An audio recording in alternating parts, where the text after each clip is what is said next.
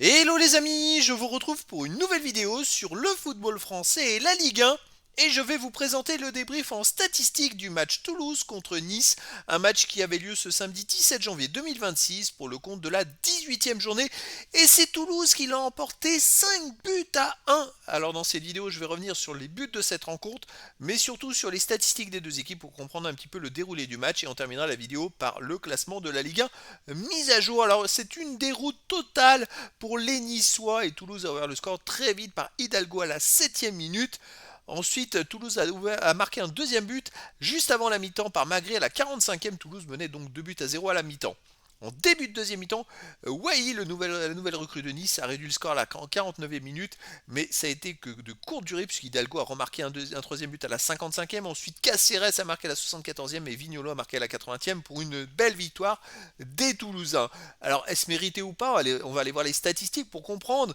Il y a eu 57,2% de possession de balle à 42,8 pour Nice, 514 passes tentées à 388, 434 passes réussies à 322, 84,4% de passes réussies à 82,9%. Nice a donc légèrement dominé la rencontre collectivement. En même temps, ils ont été menés dès la 7e minute, donc il fallait bien qu'ils poussent pour essayer de revenir au score. 17 occasions à 8 pour Toulouse. Les IG, les buts attendus. Alors, quelle surprise! 1,82 pour Nice à 1,65 pour Toulouse. C'est assez incroyable.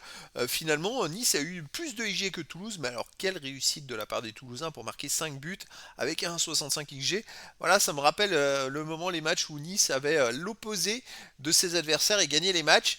Et tout le monde disait qu'il jouait super bien, alors que je disais attention, attention, attention, il faut faire attention parce que ça ne reflète pas forcément la réalité. La roue va tourner, et malheureusement pour Nice, elle a tourné, mais elle tourne depuis longtemps dans le mauvais sens. 22 tirs à 15 pour Toulouse, 10 tirs cadrés à 6 pour Toulouse, 5 tirs contrés à 4 pour Toulouse, pas de poteau. Bon, Toulouse a quand même plus tiré au but, mais quand même, 5 buts en 10 tirs cadrés, il faut le faire quand même.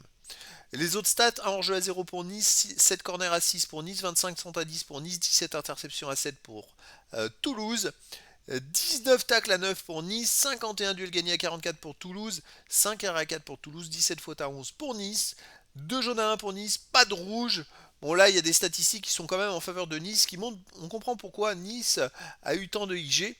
Par contre, c'est vrai que Toulouse, le fait qu'ils aient marqué très vite dans le match et qu'ils mènent 2-0 à la mi-temps a été un gros avantage. Alors au classement, on a Toulouse qui monte à la 7ème place avec 26 points en 18 matchs, 7 victoires, 5 nuls, 6 défaites, 29 buts marqués, 23 encaissés, plus 6 de différence de but.